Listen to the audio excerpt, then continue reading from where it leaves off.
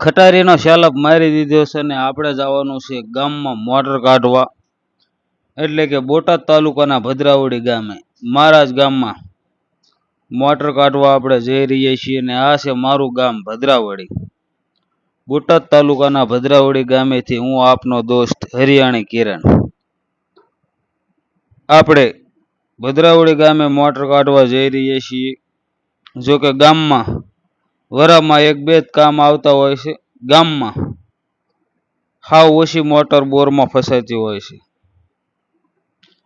તો ખેડૂતભાઈ નવો બોર કરીને ઉતારી ત્યારબાદ મોટર કાઢી નથી, એટલે આવો ઇસ્યુ આવ્યો છે અને આપણે બોરે ગાડી પાછી મારી દીધી છે. મિત્રો 200 ફૂટ મોટર ઉતારેલી છે, 2.5નો પાઇપ છે ને આપણે આપણી કામગીરી કરી દીધી. ચાલો, ટ્રેક્ટરે તાકાત અજમાવેલી મોટર ન નીકળે. હવે આપણે કેબલ હતાણ કરી લઈશું. કેબલ આપણે હતાણ કરી લીધો છે અને કેબલને થોડીક આપણે મસ આંગી દઈશું, જેથી કરીને પાઇપ લાંબો થાય અથવા મોટર આવે તો આપણને તરત ખબર પડે કે મોટર હલી.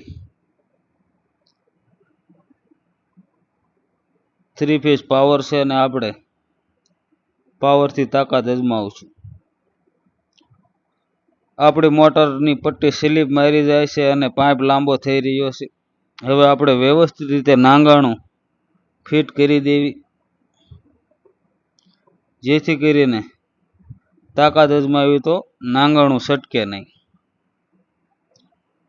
નાંગાણું વ્યવસ્થિત ફિટ કરી દીધું છે અને મોટર સ્લીપ મારી ગઈ અને મોટર કાંકરામાં ઉપડી પણ ગઈ. તમે જોયું તેમ કાંકરામાં મોટર આંસકા મારી રહી છે. મોટરમાં અધર થઈ જાય છે એટલે મોટર કમ્પ્લીટ ફરી થઈ જશે.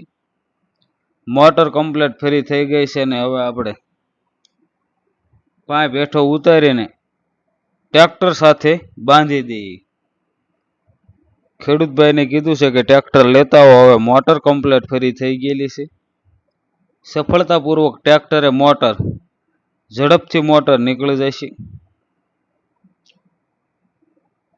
પાઇપ હેઠો ઉતારીને આપણે ટ્રેક્ટર સાથે બાંધી દઈએ. આ પાઇપને વિસ્તાર પ્રમાણે અલગ અલગ નામ દેતા હોય છે. આને એસડી પાઇપ કહેવામાં આવે છે કાયદેસર, બાકી તો ખેડૂત અલગ અલગ નામે બોલાવતા હોય છે. દંડો, લોદરો, ઘણા બધા અલગ અલગ નામ દેતા હોય છે વિસ્તાર વાઇઝ. ટ્રેક્ટર સાથે બાંધી દીધી છે ને આપણે ઝડપથી ખેંચી લઈએ. ખેડૂતભાઈ લેવર જવા દેતા એટલે આપણે કીધું લો પેલામાં આંકો.